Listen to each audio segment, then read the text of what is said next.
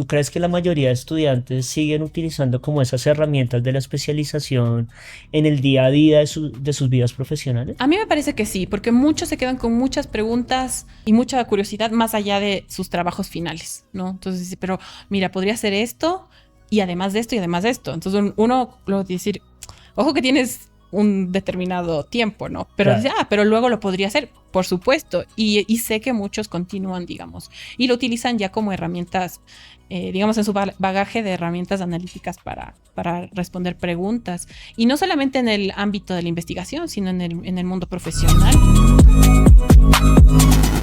Buenas tardes a todos y todas, bienvenidos a este su programa Hablemos de Política, en el ciclo de la especialización de Política, Análisis de Redes y Big Data. En este ciclo hemos visto el uso de redes, de las plataformas digitales, de palabras como feminazis, cómo se esparcen por los ecosistemas digitales. También hemos visto cómo las redes se utilizan para posicionar ciertas ideas políticas. Y hoy llegamos al último episodio, a este espacio promocionado por el Departamento de Estudios Políticos y la Coordinación de Vinculación. Hoy tenemos una invitada muy especial. Prácticamente los temas que hemos visto, las aproximaciones metodológicas, ella ha sido una protagonista y ha sido una de las profesoras que se ha mantenido y que nos ha ayudado bastante desde lo que comenzó la especialización. Quiero presentarles con mucha alegría a la profesora Adriana Robles. Ella nos asesora en toda la parte técnica, logística, es una dura en análisis de redes, está estrenando su doctorado en demografía del Colegio de México y es ingeniera del Politécnico. Me alegra mucho estar con ella. Vamos a hablar de distintos temas. Este no va a ser tanto un programa temático, sino va a ser como una recopilación de lo que hacemos en la especialización, de las apuestas que tenemos en la especialización y de cómo Adrián enfrentaba ese reto de formar a personas que se forman en lo social y que quieren cada vez utilizar más análisis de redes, software estadísticos, sin que perdiendo el miedo y cada vez teniendo más valentía. Entonces, Adriana, bienvenida a este programa que es de todos los integrantes de la especialización, estudiantes y por supuesto profesoras y profesores. Muchísimas gracias, Juan, por invitarme a este podcast y pues estoy súper contenta de estar aquí contigo en este espacio y pues dialogando también con los otros invitados que son igual parte del programa. Estoy muy contenta. Gracias.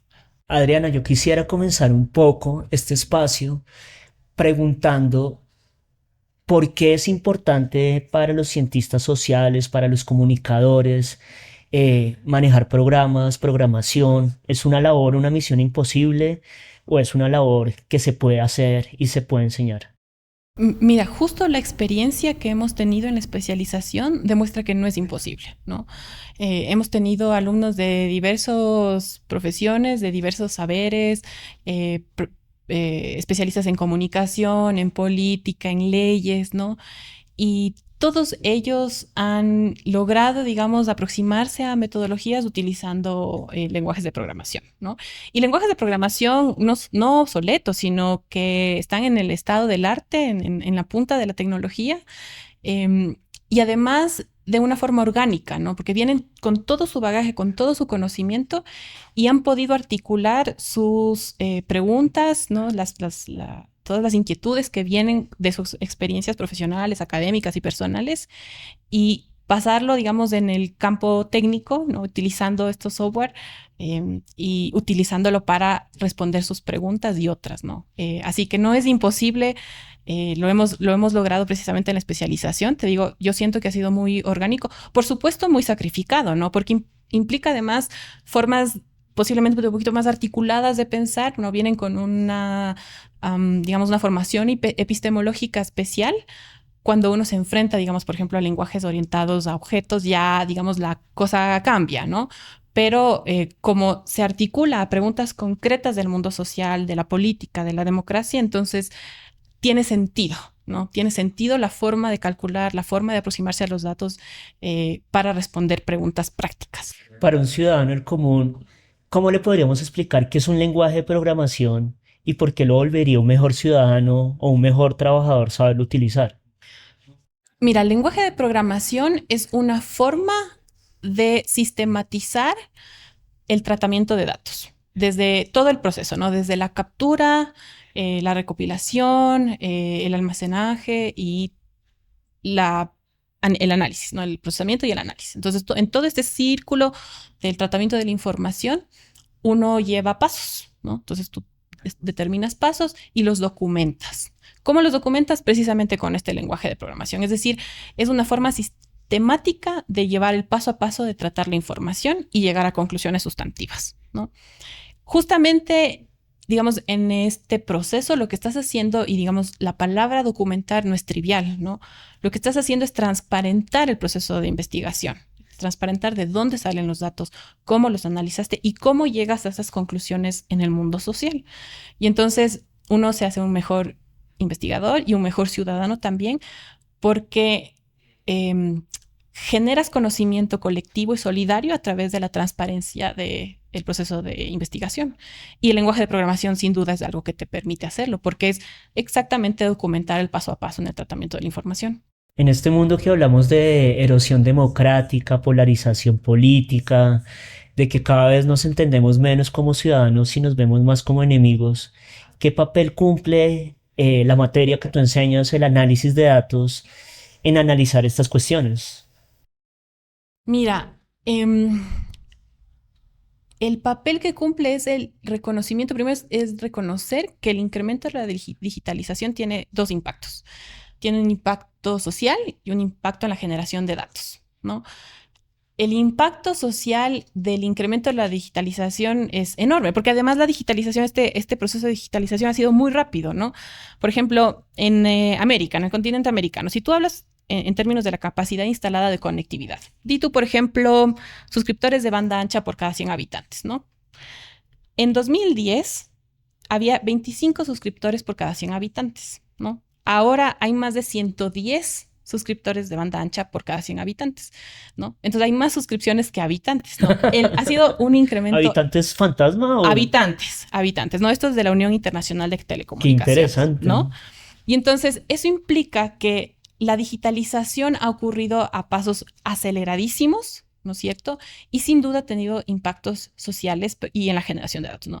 Entonces, en el impacto social, por ejemplo, el mundo social, el mundo político, la democracia también ahora está intermediado por los espacios digitales, ¿no?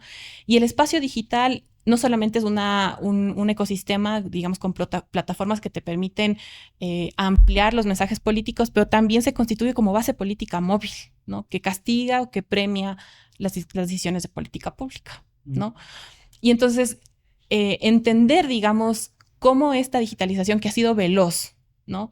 Tiene un impacto no solamente en la generación de datos, sino también tiene un impacto social, hace que sea importante, sea relevante poderse acercar a estos datos, ¿no? Y es por eso que es importante, digamos, poder entender todo el ciclo de información de esta generación enorme de datos que tenemos ahora en este mundo digital. O sea, el mundo en que vivimos ahorita es muy distinto al mundo de hace 5 años. Sí. Totalmente diferente. Claro que sí, claro que sí. En términos digitales, no, pensemos que también el mundo digital sin duda está construido, digamos, sobre bases no digitales, en el mundo físico, ¿no? Como está construido en el mundo no físico, en el mundo no digital, en el mundo físico, también está atravesado por estructuras de desigualdad, ¿no? Entonces, sin duda sigue reproduciendo desigualdades, ¿no? Por ejemplo, en Ecuador, ¿no? Piensa tú que la digitalización responde a la generación de datos de tu huella digital, que lo haces de manera activa, en línea, pero también pasiva, offline, ¿no? Entonces, tú cada vez que ingresas al metro, pasas tu tarjeta, entonces ya generaste un dato, ¿no? Y vas a los cajeros automáticos y tienes determinados patrones de consumo, generaste un dato, ¿no? El uso del Internet, ni se diga, ¿no? Sin embargo, hay población selecta, ¿no? No todos utilizan, por ejemplo, redes sociales o plataformas virtuales de interacción social, ¿no? Y entonces siempre tenemos que tener en cuenta que claro, el mundo, que lo que tú dices, hace 5 años el mundo y el espacio digital cambia sin duda, pero hay constructos y hay desigualdades que permanecen. Hay Continuidades. continuidades. Y Ok. una de las continuidades diría yo que es la desigualdad, ¿no?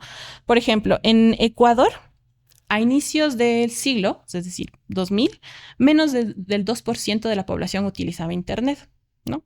Ahora, cerca del 77% utiliza Internet.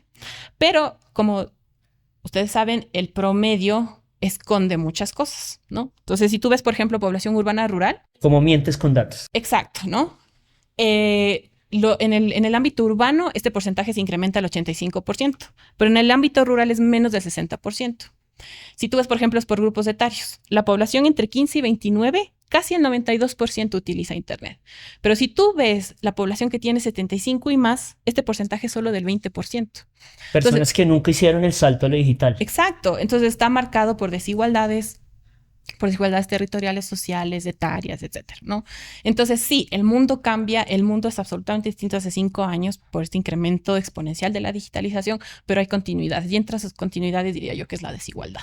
Y ahora que tú me estás hablando de la desigualdad, algunas de las investigaciones que hemos discutido acá de feminazis, de las putas y las prostitutas, trabaja mucho el tema de la desigualdad. A la gente, ¿por qué le interesa trabajar desde el análisis de redes, desde el análisis de data, desde el big data, estos temas? No solamente es lo comercial, ¿cierto? También hay como un sentido crítico y político. Claro, claro, claro que sí. Digamos, digamos la desigualdad no deja de ser vista en el mundo digital porque justamente está construido en esquemas de estratificación social y entonces el mundo virtual reproduce los esquemas de desigualdad que ocurren en el mundo físico, primero.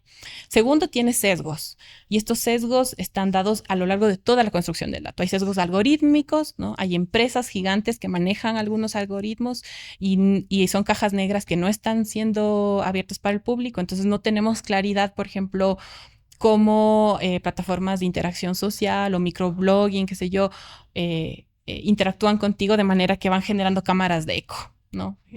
A A propósito o propósito. a veces por la propia interacción O del por la propia algoritmo. intención, pero justo, pero no sabemos los esquemas de estos algoritmos, no sabemos los parámetros, ¿no? Y además, justo como te decía, hay un sesgo en quién está en el mundo digital. No, no todas las personas interactúan y dejan su huella en la misma forma que lo haces en el mundo no virtual, ¿no? Porque hay perfiles específicos que utilizan determinados servicios digitales y por lo tanto la huella digital es selecta, ¿no?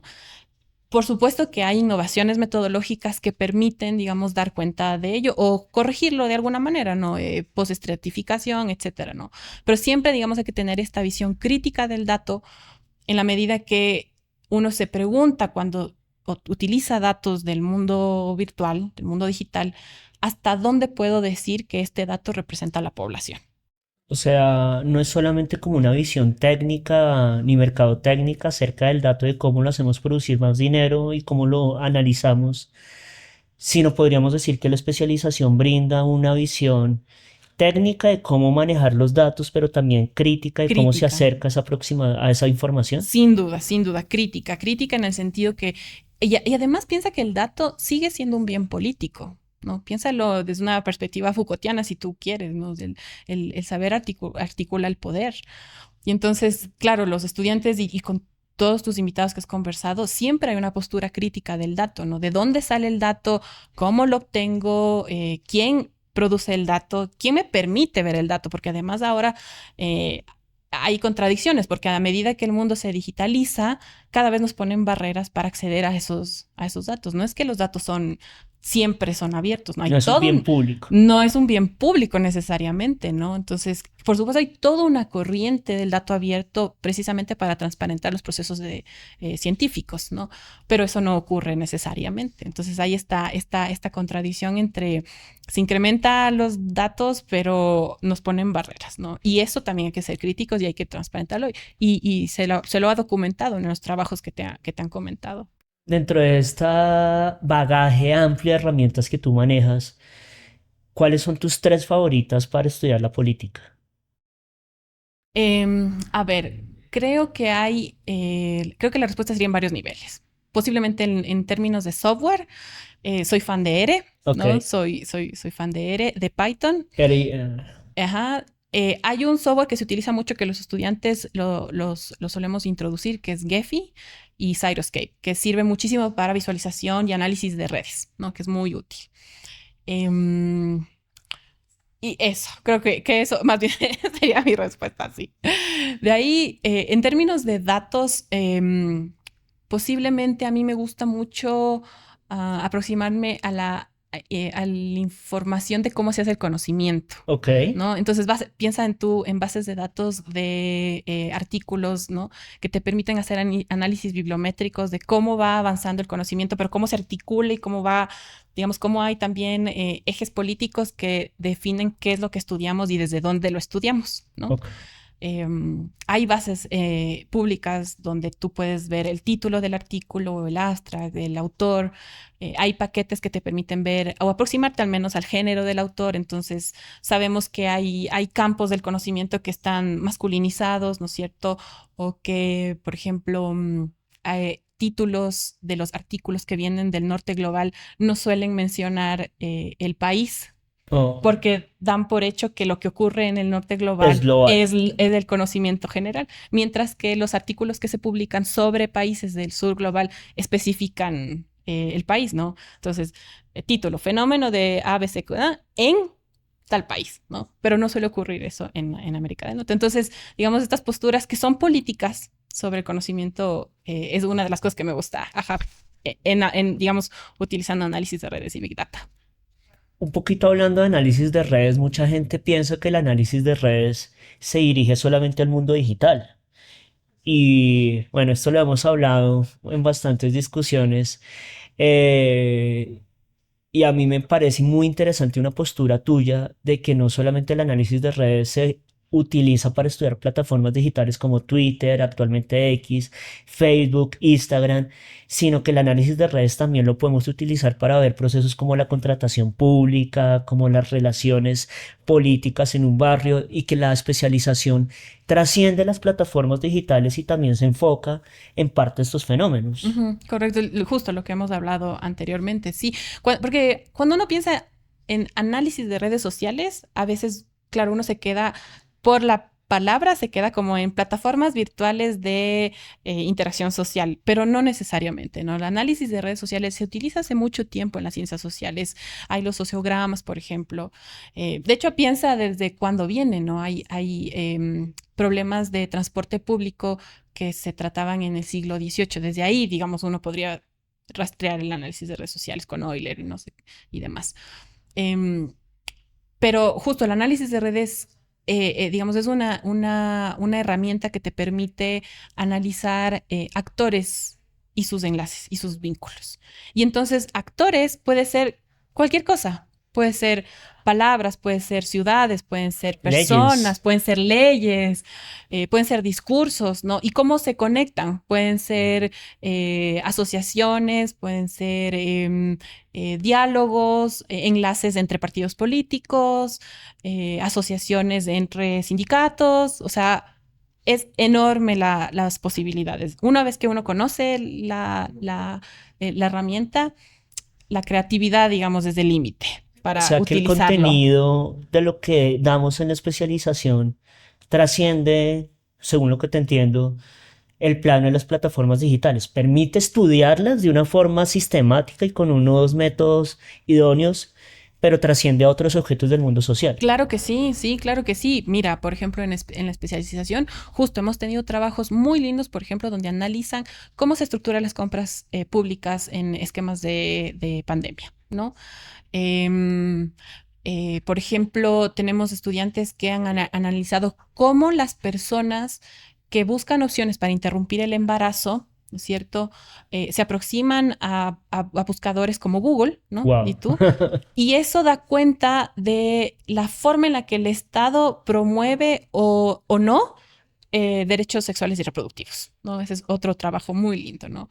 Con análisis de redes, como te comentaba, se puede hacer análisis bibliométricos.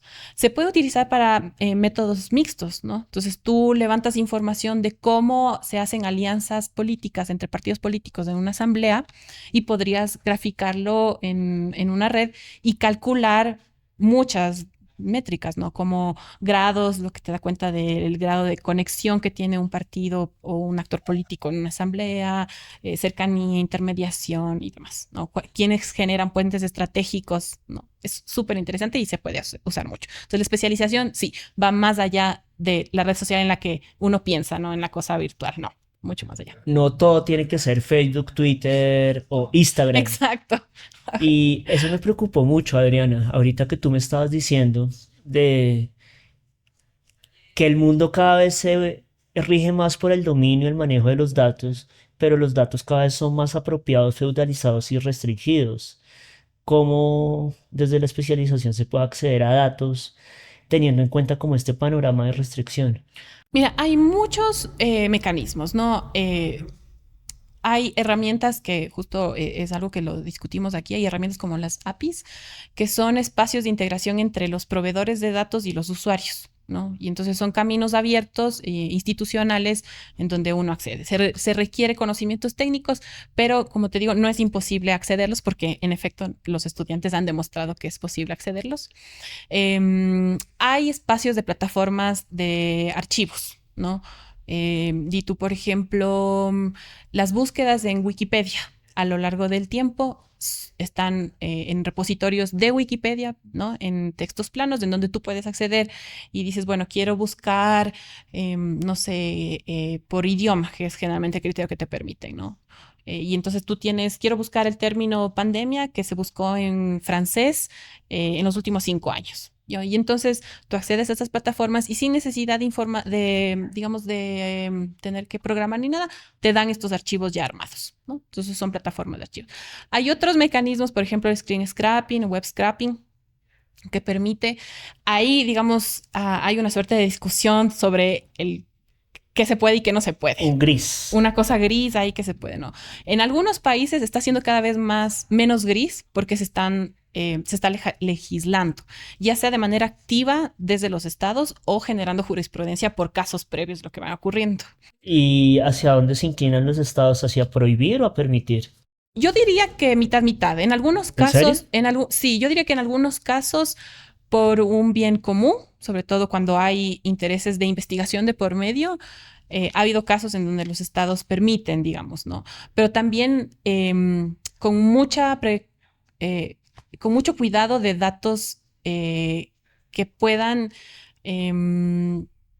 interferir en la privacidad de las personas, ¿no? Entonces ahí yo creo que es complicado, digamos, pero el Estado es quien lo tiene que Regular. regular, ¿no? Lo que se llama Necesitamos, la malinformación, apropiarse de la información pública a las personas para hacerle daño a esas mismas personas. exacto, exacto. Un exabrupto ético. Ujú. Y claro, y justo la discusión ética de la utilización de la información es fundamental. Se hace cada vez, de hecho, más importante cuando utilizamos datos del mundo virtual. ¿Y tú como investigadora, qué postura tomas ahí? Si tuvieras que ser un juez para regular el acceso a la información. Mira, me parece que es complicado porque estoy justo en la posición de usuaria, Sí. pero también soy proveedora de datos. Entonces, claro, quiero utilizar los datos, pero no me siento tan cómoda de entregar toda la información si es que pueden identificar, ¿no? Entonces Tu se necesita dirección, mi tu dirección, lugar. exacto, ¿no? Entonces se necesitan infraestructuras físicas e institucionales que garanticen los derechos, tanto de los investigadores como de los usuarios que están dando esta información, ¿no? Entonces, por eso te digo, la respuesta es complicada porque pues no hay blancos y negros, hay grises, Y si ¿no? uno no fija un límite, incluso una labor bondadosa como es la investigación se puede volver en torno como un gran hermano de saber absolutamente todo de la Todo, persona. Claro. Y los investigadores, la pregunta es hasta dónde podemos saber, Oye, qué miedo. ¿no? No lo había visto desde esa perspectiva. Sí. Por eso hay que tratar con mucha responsabilidad estos datos. Cuando uno tiene acceso hay que tenerlos con mucha responsabilidad. Y Adriana, un Ujú. poco hablando como de los métodos que enseñas, del choque de algunas personas que supongo que vienen sin ningún conocimiento de programación o matemáticas, ¿cuál es el mayor desafío que te das con el que te has enfrentado en la especialización? Posiblemente no tanto en cuanto a herramientas, sino en la forma de pensar. Esta cosa, inclusive epistemológica, de generar el objeto de estudio y la pregunta de investigación. ¿En serio? Sí, sí, o sea, muchos se preguntan, ¿cómo sabemos? Se pregunta mucho sobre validez interna, ¿no? Cuando para alguien que tenga, digamos, una postura neopositivista diría, pues es obvio, ¿no? El mismo método. Eh, o ¿por qué no construyo hipótesis a medida que voy avanzando, ¿no? Estas discusiones de cómo me vinculo con la realidad, ¿no? Y cuánto puedo saber de la realidad, o sea, preguntas epistemológicas y ontológicas clásicas, creo que eso a veces es lo que más choca cuando uno está explicando. Te digo, inclusive más allá de los instrumentos, porque los instrumentos, si es que tú tienes una aproximación sistemática y explicada y tranquila, como lo tenemos, no hay problema. Más bien es este tema de esta cosa epistemológica, así como, pero ¿por qué tendríamos hipótesis desde el inicio? ¿No? ¿Qué pasa si es que el objeto de estudio se va cambiando porque yo lo conozco? ¿No? Son Es como cómo pienso el mundo y cómo considero que puedo saber de él, el mayor exacto, problema. exacto, Nunca lo hubiera exacto. pensado. Yo Sí, pensaba que el sí. problema era más de sintaxis con R. No, no, no, porque las respuestas son claras. O sea, pero, ¿y esto es uno? Sí, esto es uno. ¿Esto es dos? Sí, esto es dos. Ok. Sí, sino que vienen más bien con estas. Pero eso es lo rico, porque te digo, como vienen desde distintas profesiones y distintos saberes, digamos, las discusiones van luego más elevadas, más allá de la herramienta. Porque además hace que sean más críticos no solo del dato, del método y de los resultados que obtienen. Y ahí me interesa saber, ¿tú crees que la mayoría de estudiantes siguen utilizando como esas herramientas de la especialización en el día a día de sus vidas profesionales? A mí me parece que sí, porque muchos se quedan con muchas preguntas y mucha curiosidad más allá de sus trabajos finales, ¿no? Entonces, dice, pero mira, podría hacer esto y además de esto y además de esto. Entonces, uno lo decir, ojo que tienes un determinado tiempo, ¿no? Pero dice, Claro. pero luego lo podría hacer, por supuesto. Y sé que muchos continúan, digamos, y lo utilizan ya como herramientas, digamos, en su bagaje de herramientas analíticas para responder preguntas. Y no solamente en el ámbito de la investigación, sino en el mundo profesional. O sea, ¿dirías que es una plataforma o para cualificar su labor profesional o para impulsarse como a otros espacios de formación como maestría o doctorados? Sí, sí, sí, sí. En las dos líneas, inclusive en lo personal, porque te digo, cambia inclusive esta forma de entender el dato, esta cosa crítica, ¿no? Y el valor político que tiene el dato, ¿no? En la vida profesional ya tienen este instrumento, además que ya saben lenguajes de programación y software específicos, entienden, por ejemplo, qué es un software abierto y gratuito y la importancia de la transparencia en el análisis, que eso estás de acuerdo que sirve tanto para el mundo profesional como para el mundo académico. Entonces, sí, sin duda se van con herramientas para Oye, pero cualquiera de eso los se debe lados. sentir bien darle tantas herramientas a las Sí, personas sí. y ver cómo entran y cómo adquieren esas habilidades y destrezas. Sí, es muy gratificante luego ver las tesinas, por ejemplo, y cuando te cuentan los resultados, y en algunos coinciden lo que ellos ya habían pensado o intuido, o dicen, mira, encontré cosas que no se En me la habría vida hubiera pensado. ocurrido. Ajá, sí.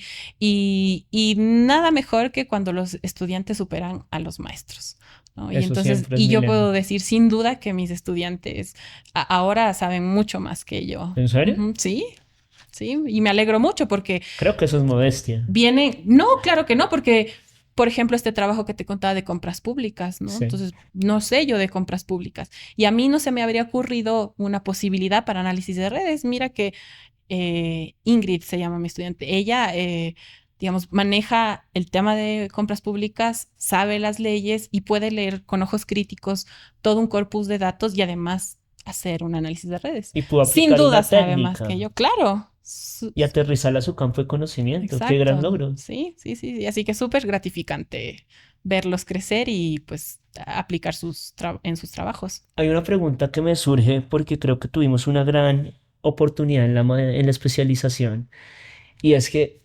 me corregirás, tuvimos una generación sin inteligencia artificial generativa como ChatGPT, Gemini, Grok Ujú. y otra que sí, ¿has notado como un cambio entre las cohortes? Sí, sí, creo que la nueva corte tiene menos miedo a aproximarse a la IA y menos miedo de hablar de su uso, Ok, ¿sí? Posiblemente antes como con un poquito de miedo y digo, bueno, lo voy a y un usar, tabú. eso, como un tabú. Lo voy a usar, pero no lo voy a mencionar. Ahora sí que las preguntas son abiertas. Pero ¿y cómo haría el prompt para IA para hacer esto o analizar esto, ¿no? Creo que esa es la diferencia. Y sí lo están usando y quizás el reto es que lo usen de manera responsable Y y transparente. transparente como todo el proceso, ajá, y responsable en la medida en la que tú no puedes hacer una pregunta general y esperar que un ente, noto por ahí, te responda, ¿no?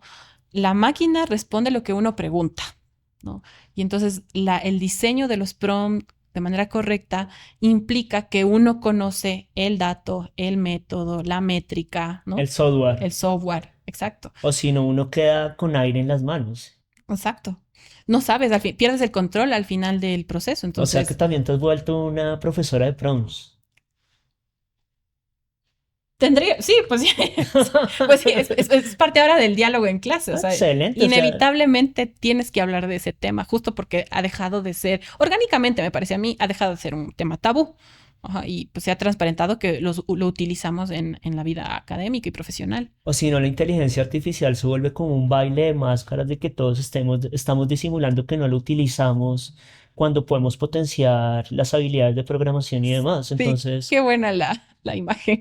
sí, es que a veces me parece absurdo porque es como un ejercicio como de ocultamiento frente a una herramienta que es como un computador que te potencia al máximo tus habilidades de trabajo. Entonces tus estudiantes salen con conocimiento de programación, conocimiento de métodos e instrucciones y una inducción al uso responsable, ético y eficiente de la inteligencia De la inteligencia artificial. artificial. Qué buena clase. Pues sí.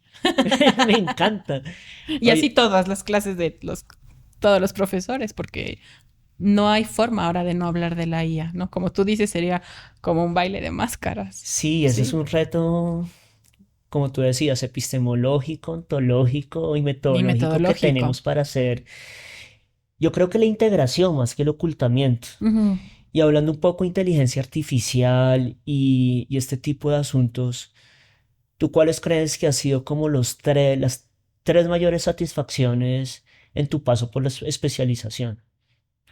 A ver, diría que primero esta pérdida del miedo de acercarse a lenguajes de programación, ¿sí? Y en general mundo cuantitativo, cuando muchos vienen de otros saberes, ¿no?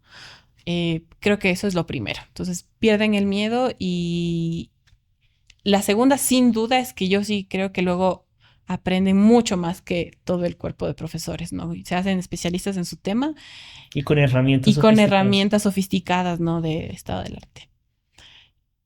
Y justo esta creatividad que tienen para identificar todas las posibilidades que tienen las herramientas que aprenden a lo largo de la especialización, ¿no?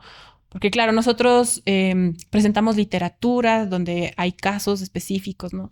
Pero una vez que los estudiantes comienzan a ver no solo el método, sino las posibles aplicaciones, como que se les abre todo el mundo de posibilidades y nos presentan a nosotros estas posibilidades, ¿no? Y estás de acuerdo que en un proceso de aprendizaje no solamente aprende el alumno, sino también el docente. Y creo que esa también es una satisfacción. Es Ujú. desde Sócrates, la mayéutica.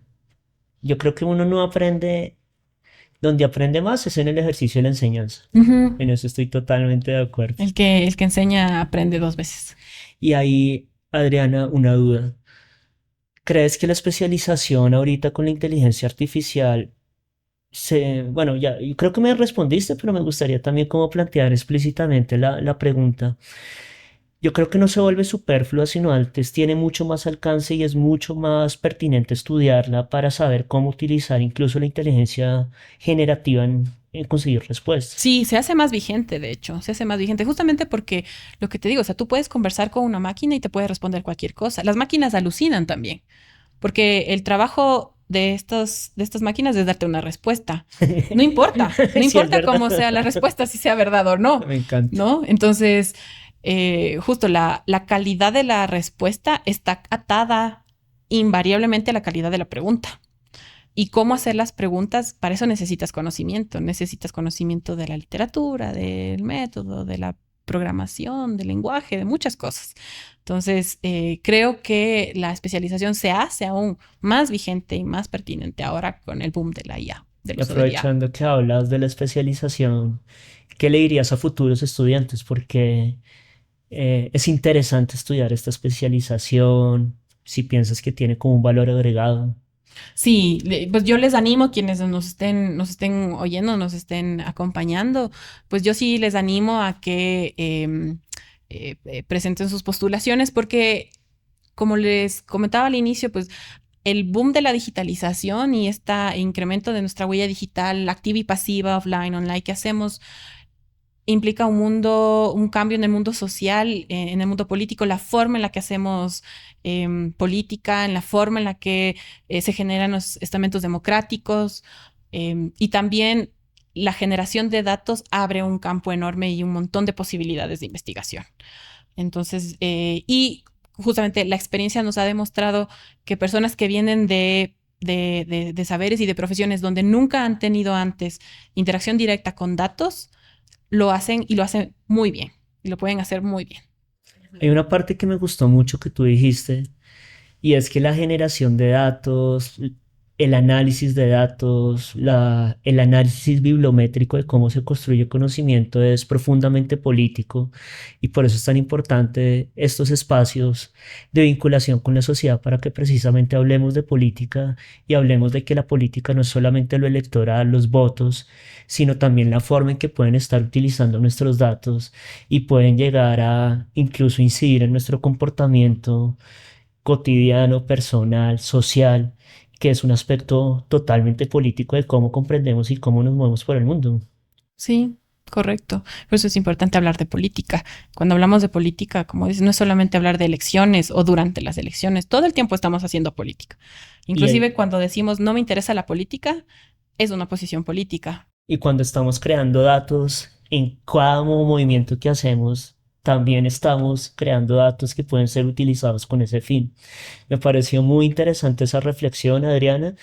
Y quería finalizar este espacio agradeciendo primero todo el proceso de acompañamiento que has hecho desde que inició la especialización, que espero que podamos seguir compartiendo este espacio de formación.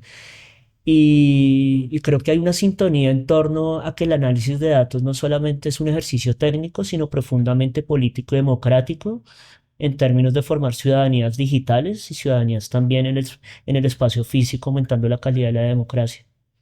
Estoy de acuerdo. Ujú. Entonces, Adriana, muchas gracias. Esperamos que nos sigas acompañando en estos espacios de Hablemos de Política. Excelente. Muchísimas gracias por tu invitación. Gracias.